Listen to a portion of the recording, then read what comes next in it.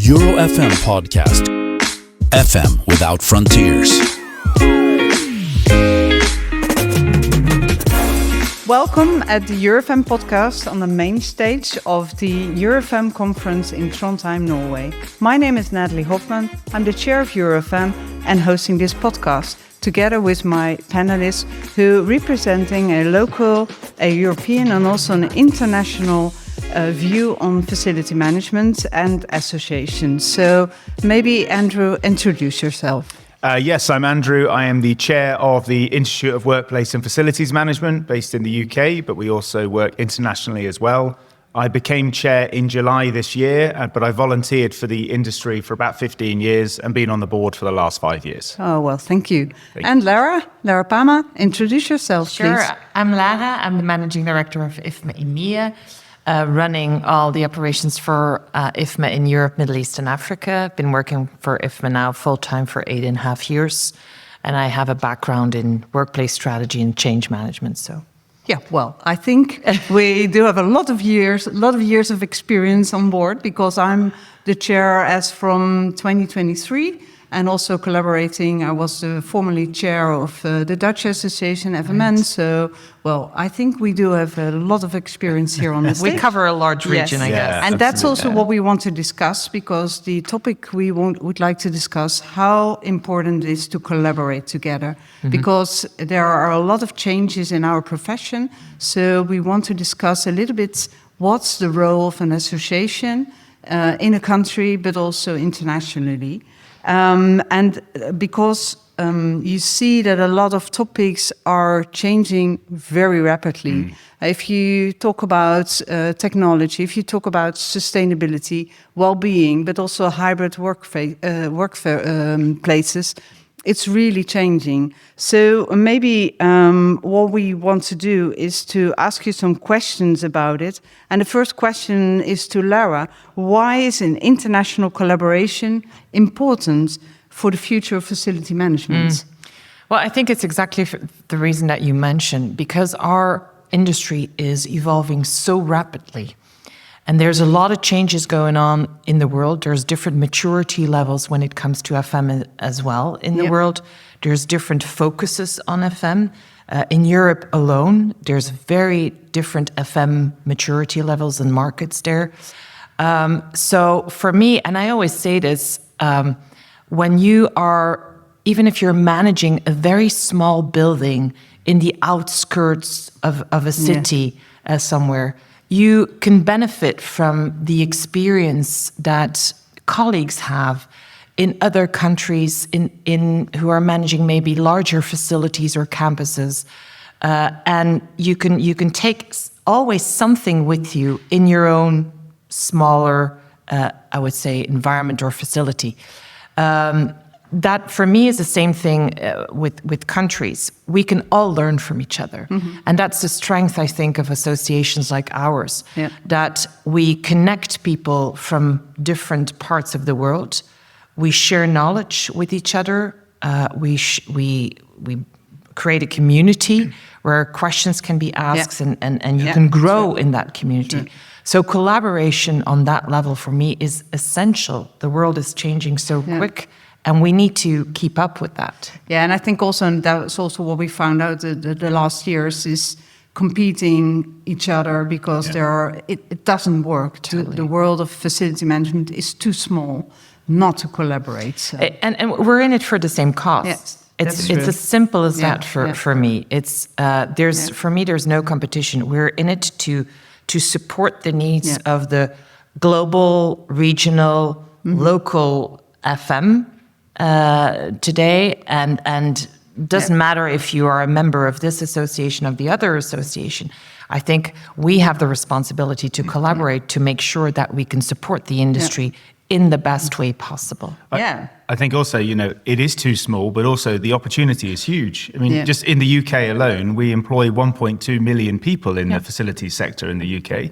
And actually, so there's such a big group of people to go after. we know with us, it's important to the whole GDP of the UK that we get it right. Yeah. So actually, yes, it's a very small sector, but the ability for us to do really big things and make really meaningful change almost on a GDP country level is very real. So, and that's the point of the collaboration. True. But also, what's the difference between the UK and other regions in the world? Can you say something about differences? Well, yeah, this is the whole point of collaboration for me. Each country has its own strengths. So if I take the UK, we are really strong on health and safety and following the rules and having processes in place. Maybe some other countries not so much. But also, we are not brilliant at bringing through young people through the education system to get into facilities management early on. So I look to our friends in Breda University, for example, who are absolutely leading the way, world leading. And I'm very fortunate I get to go and support their capstone project on an annual basis. I look at that and there's, say, 500 undergraduates per year in the Netherlands that go through that sort of scheme. The UK could only dream of having something like that. So we have to just take the best parts of each of us and learn from those and be willing to share those and not be worried about the competition, as you mentioned, because each of us has very good things that we can work against. And in the UK, the facilities management market is really nicely matured and it's understood. But actually, there is so much more that can be learned from elsewhere as well, 100%. Yeah, it is. It is. And also because, yes, I know and I hear for a long time that the Netherlands are much further than other countries. But I think it's not a contest. So, no, I'm hopefully all other countries, and well, we're here now in the Nordics, you see that also the Nordics and also UK and all the other countries are growing, but it's not going that fast, I think. Well, look, and Brexit aside, the UK, the small part of that, the UK would only be too fortunate to have some of those students that come out of those European universities come to our sector in the UK and work. And actually, we have to continue to understand how can we attract those people. And people like Ploon, who at Breda are constantly bringing students to the UK to show them what opportunities there are. It's important that we keep doing things like that. And that's only one example, but there's hundreds of millions of people in Europe that we can share this information with. So it can go much further. Yeah. And why, Andrew, do you think that the exchange of knowledge and best practices is essential for our industry in facility management? I don't see our industry that different to any other typical industries. Take science, for example. The way that science innovates is by sharing information with each other. Only yesterday, we're in the ZEB building, the zero emissions building.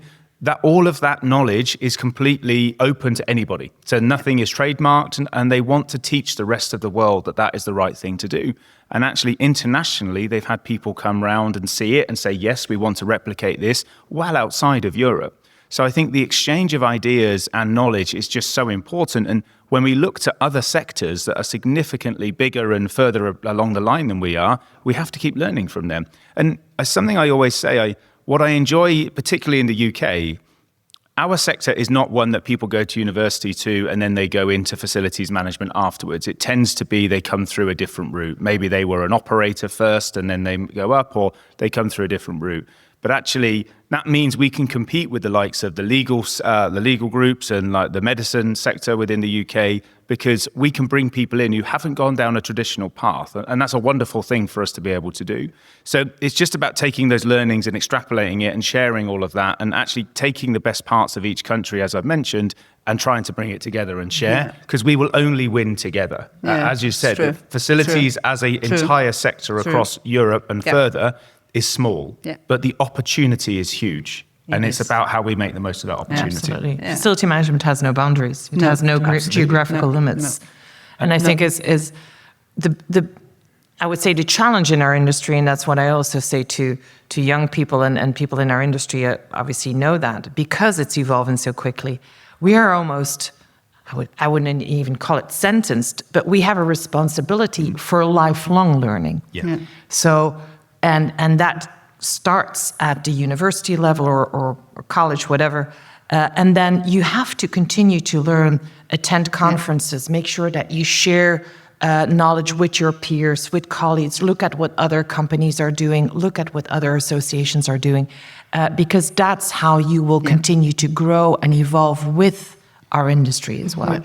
And if I just come back in, I completely agree. In the UK, we have a lot of apprenticeship route. So people who are 16 who go in to be an engineer or any type of trade, it's how they get through that course. So then maybe they're 21 years old and they're qualified. It's how you convince them to keep learning thereafter. Yeah. And in the UK, institutions like IWFM were able to show that path from level 2 to level 7. So they continue to be lifelong learners. Yeah. But I would say traditionally in English culture, after you've done your apprenticeship, you probably wouldn't then look to continue to do education because once it's done, it's done. But as you said, it's about lifelong learning. It's about creating pathways. And certainly in a sector for us where the educational route isn't necessarily the typical route. I did my master's at UCL in facility and environment management. Majority of the people on the course were in their late 40s. They had no formal education previously, but to be able to get to senior management, they needed a master's level or level 7 within the UK. So they were going back to do it. They hadn't been doing it previously. No. And I think we have a responsibility to capture people earlier. And IWFM 2 through 7 starts to do that in the UK. And it's about trying to get as many people on that journey as we can. But that's also because I have a lot of discussions also as the chair of the association, that students don't know what an association can bring to you. So maybe Lara, can you explain a little bit what you do, what kind of platforms, what kind of programs do you represent as a association? You mean to attract younger? Yes. Yeah. So we tried, our industry is aging. We all know that, right? So we have a lot of older people working on a job, and we need that new blood in our industry. At IFMA, we have a young IFMA groups across the globe where and that is through all our chapters. We have 140 chapters in the world. Through our chapters, that connect those young students and young professionals, so anybody under 35. And they organize their own activities as well. They go and visit, projects as well. They group together. Obviously, they go to a pub as well, because that's also part of student life. Very important. But we also, for example, at IFMA's World Workplace Conference in the US, we invite students from across the globe to come to World Workplace. We don't buy their airfare, but we cover their hotel costs as well. We cover their entry tickets, and we organize separate facility tours for them. We organize pub crawls as well again for them. But that is unbelievable what connectivity that brings amongst those young professionals. We do the same thing at our conferences in Africa, in Europe as well. We organize student challenge as well. And we see that these specific, let's say, activities focusing on that group creates a group that is actually not only aware of the benefits of an association, but also are very loyal to the association, are potential future leadership for an association, and they spread the word. And I think that is something that is underestimated. They spread the word. They are sharing that with their fellow students or friends on, hey, facility management is cool, and you have an impact.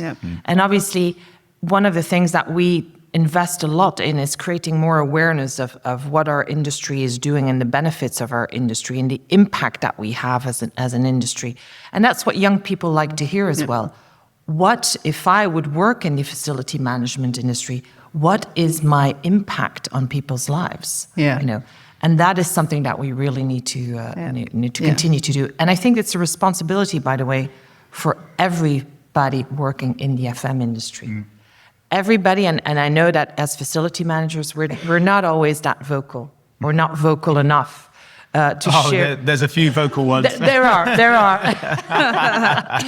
But we're not vocal enough, I think, to really share our successes, to share what we have as an impact on companies' sustainability, on well-being, etc. So I think it's a responsibility for everybody here at the conference, but also when you go back to your companies to step up and say, hey, this is what we're good at.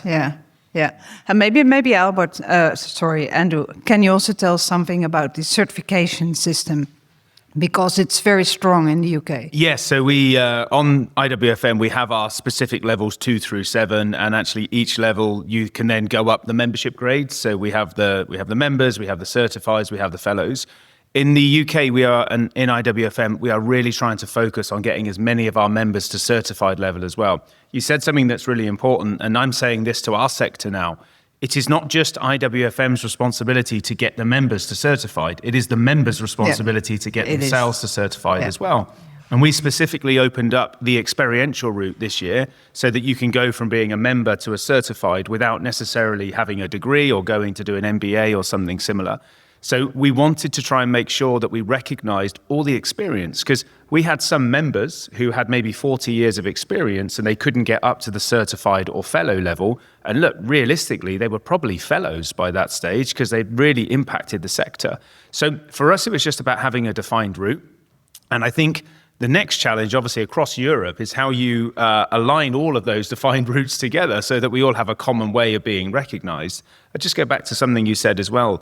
Completely agree. We need to evidence to young people in particular how much responsibility you can get within facilities management on an almost immediate basis. I take myself, in the UK, about 3% of people come from university into the sector, which I was one of those 3%. Yeah. Within about a year, I had a team of 50. I was looking after delivering services to like £1 million worth of contracts. And my friends who were going into law and politics and doctors and things, it was taking them a whole lot longer. And very openly, my salary was starting to grow much quicker than theirs was because I had the responsibility.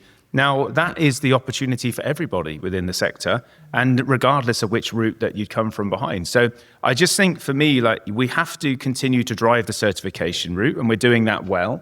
But it is continuing to go to really apprenticeship level, so 16-year-olds, and also university and university leavers, to convince them that certification within what we do is the right path for them to continue on. And that is a PR. That's a PR thing. Now, what I'm delighted to see on my own Instagram reels, as I'm trying to go to sleep at night looking through my reels, IWFM on almost a daily basis is hitting my adverts now on there to tell us about the opportunities for growth within there. So, yeah, it's a PR exercise. And we are also competing against every other sector. And just the final point, it's always a challenge. I've done a few careers fairs now, so we'll go to schools or colleges and stand, and it's still about trying to get the right perception of facilities management out, because some parents are a bit nervous that they don't want their children to come and work as an operational person within the facilities sector, which, by the way, is an incredible place to start your career and to progress through. So it's trying to almost get the generation of, say, people in their 30s and 40s who have children and say, no, this is a great sector, and trying to target them and take them on the journey with us. And now we have more defined routes to be able to do it.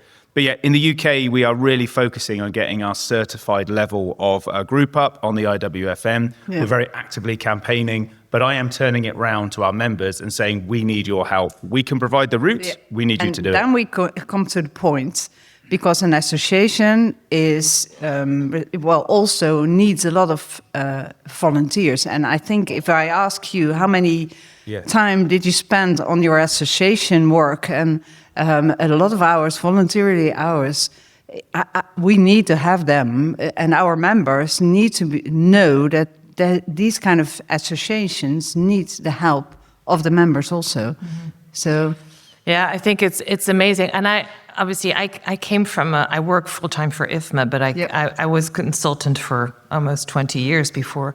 And when I started at IFMA, I was incredibly surprised in a positive way by the way how many people engage themselves, are passionate about the industry, and want to give back. That is absolutely fantastic. It is, but it's also a small group. It is. It is a small group.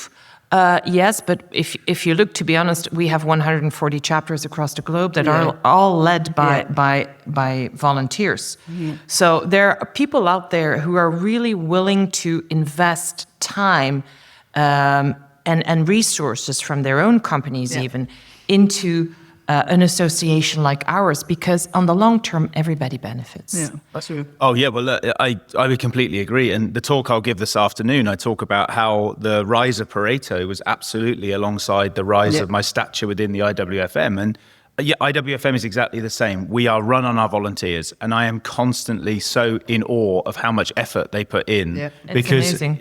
And Yeah, like it's sometimes, and I remember when I was just a kid and I joined the Rising FMs for the first time myself, and there was a woman called Samantha Bowman, and she ran the Risings in an amazing way.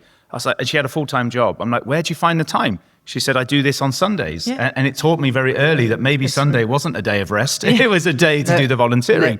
But absolutely, 100%, there is a commercial reason to be a brilliant networker and to organize things and be seen positively. And advice I give to new businesses in the property sector now is go and volunteer. Yes. Be amongst It's it, true. sponsor the It's true. events, meet people, be at things Yeah. like this. Yeah. Because Yeah. you never know how those incidental conversations are going to lead to a lucky outcome for you. I'm not saying go and sell to everybody. I'm just saying be amongst it, because these are the people that It's are true. changing things. And it's advice I give actually to young students and young professionals as well, because usually networking is not something that they're immediately good at, and they are a bit shy, etc.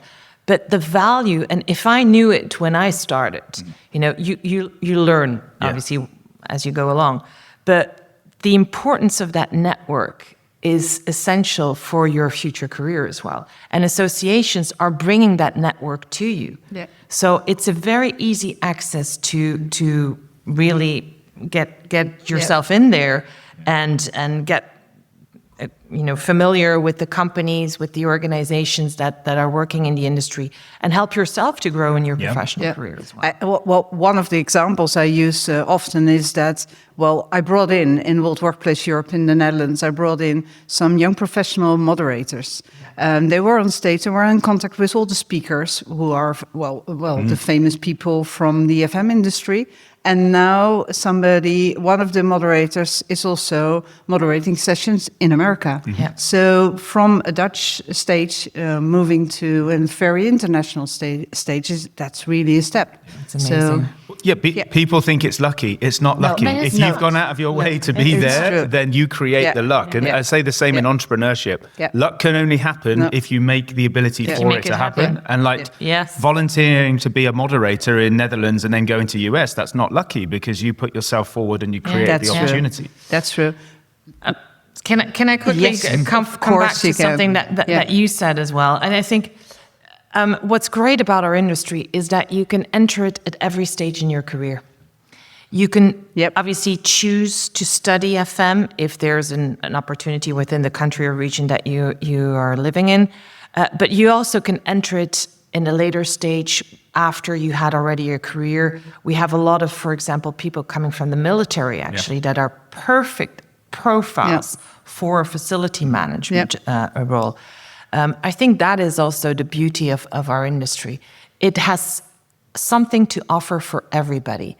And, if people are not educated or don't have the backgrounds, we all have programs to support them. Whether it's IFMA also has the Essentials of FM, we've got internationally recognized credential programs up to certified facility manager. So there is something for everybody in every stage of their career. Yeah. I think that is very exceptional when you compare it to other industries as well. It is. It's a great job. Yeah, and then maybe the last question. It goes quick, no? Yeah, it goes. Probably overrun on time. Yes. That's because we are all so passionate about our profession, I think. But the last question is also because you can step in every moment of your life, but how important is also that partners and organizations and suppliers participate in our association? Maybe, Andrew, you can reflect on that one. Yeah, look, only a real example from 2 weeks ago. So as chair, I'm now going around all of the regions in the UK, and I went to the Scotland conference. So Scotland, we don't have many other groups in that area. So if there's a Scotland event, generally everybody from Scotland goes. And so it's a well-attended event. But you know what? The power of partnerships and sponsors and people around the room. So I went round every single exhibitor. And firstly, they had amazing swag. My children were so happy, all the bottles and the keychains and everything. But they all wanted to be there. They were all really happy with the quality of the people in the room. They were saying to me, Andrew, let me know of other events like this in the UK and we will be there because we want to continue to support the Institute as one. But this is a great place for us and our brand to be seen. Yeah. So and that's all volunteer-led, everything. So the funding, the getting the sponsors, getting all of the tables together, etc. So that is so powerful. And when I was walking around and I had exhibitors saying, this is brilliant, the people in the room are of high quality, it just reminded me that that's the power. Absolutely. That is the power of having it. And I wrote on a post about it on LinkedIn. I went away and I was just like, wow, this needs to be replicated across UK, but also across the rest of the world. And actually, so for me, like that is the power of the partnerships. It can go the other way if you get it wrong, but you just have to put the effort in and make sure that you have the right people in the room. So 100% really important. And I've seen it in action as recently as 2 weeks ago. And I think there's a huge power to continue to grow from there. It's how we stay relevant as well, I think. We represent the facility management industry. That means that includes end users, suppliers, service providers, consultants, academics, anybody who has anything to do with FM. So that also needs to be reflected in our membership base, but also in our events that we're organizing, at our conferences, etc. And everybody benefits or wins in this. If you're an end user, you can find the supplier you might be looking for. As a supplier, obviously, there's a commercial value to that as well. So everybody benefits from it. And as an association, we're all non-profits. We have to be very honest in that as well. We also need the companies to be able to support the industry and the people in the industry in the best way possible as well. Well, I think this is a good view of what's going on in the association. So I would like to thank you for the EuroFM podcast on this topic. Thank you, Lara. Thank you, Andrew, for joining that one. And thank you for listening and looking at us.